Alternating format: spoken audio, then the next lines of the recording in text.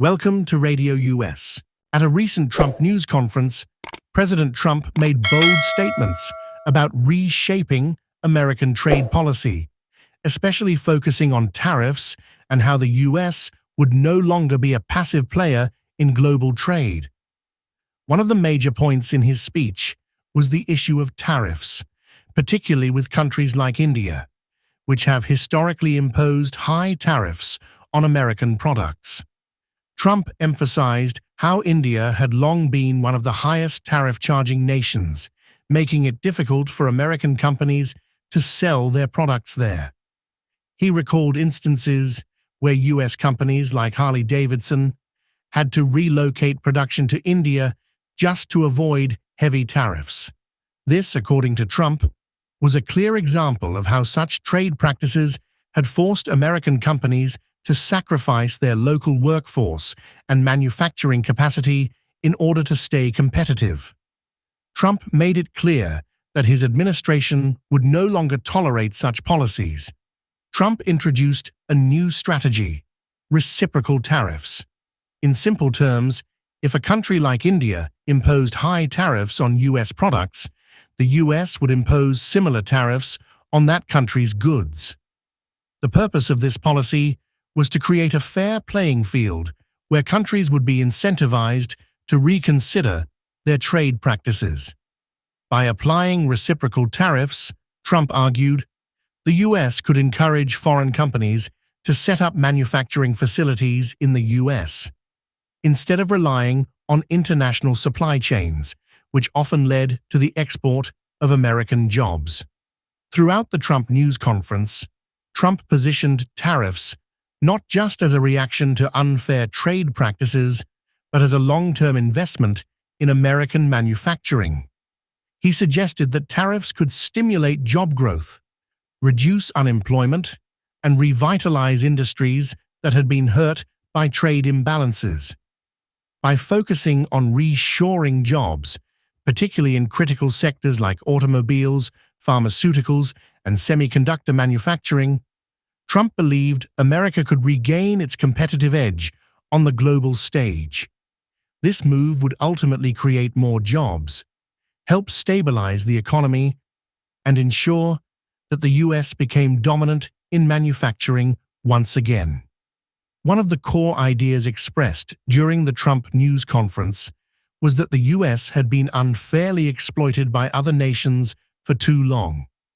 Trump criticized previous administrations for allowing such imbalances to persist, particularly with countries like China.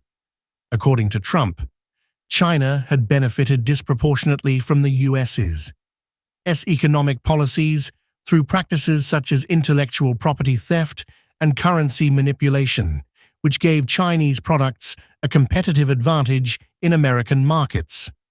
To combat this, Trump proposed that the U.S. implement tariffs as a tool to force China and other countries to adhere to fair trade practices.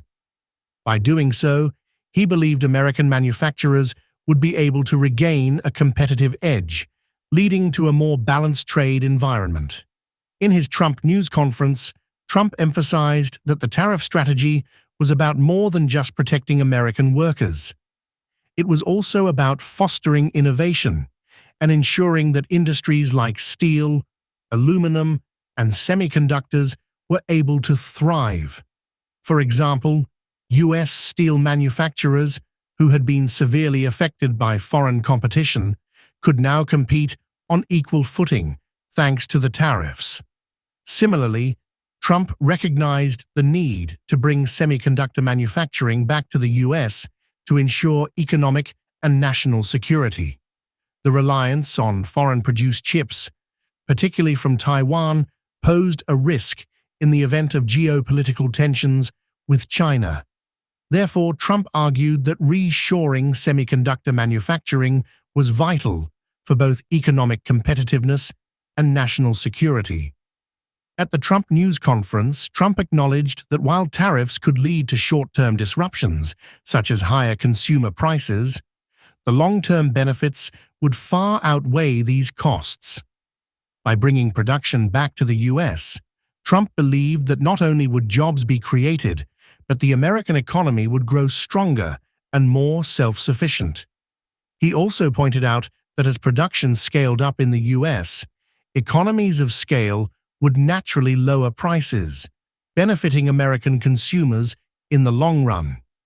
This process would reduce America's reliance on foreign manufacturing, making it more resilient to global disruptions.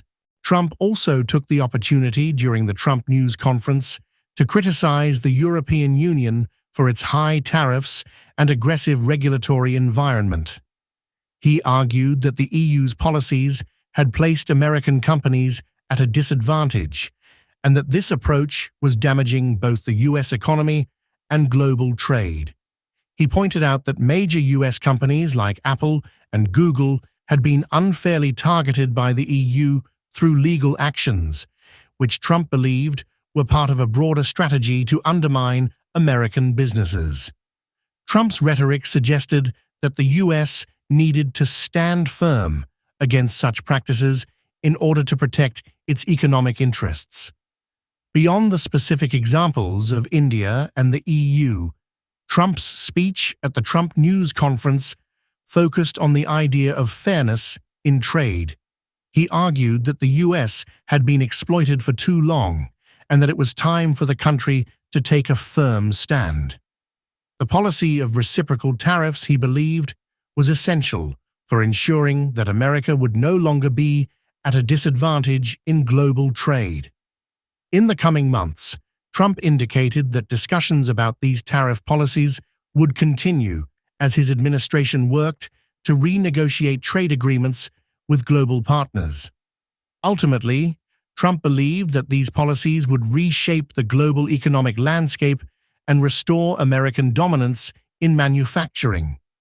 Trump's approach to tariffs, as outlined during the Trump News Conference, reflected his broader philosophy of fairness and equality in trade.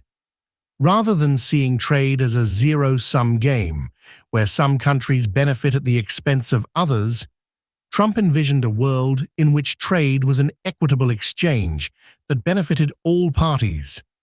By implementing reciprocal tariffs, the US could level the playing field, forcing other nations to reconsider their trade practices and potentially lower their tariffs. As the Trump News Conference concluded, Trump reiterated his commitment to making America great again through his trade policies. He believed that by implementing tariffs, reshoring jobs, and focusing on revitalizing American industries, the US could become the most competitive and prosperous nation in the world. Whether or not these policies would lead to immediate results, Trump was confident that they were the right course of action for ensuring that America's economy remained strong for future generations. In the end, the core message of the Trump News Conference was clear. America needed to stop being exploited by other nations and take a strong stance in trade negotiations. By implementing tariffs and focusing on reshoring jobs, Trump believed the US could regain its industrial might, create millions of jobs, and ensure a prosperous future for American workers. Whether these policies would lead to a fundamental shift in global trade relations remained to be seen. But one thing was clear: Trump's approach to trade would continue to provoke debate and potentially redefine the future of the global economy.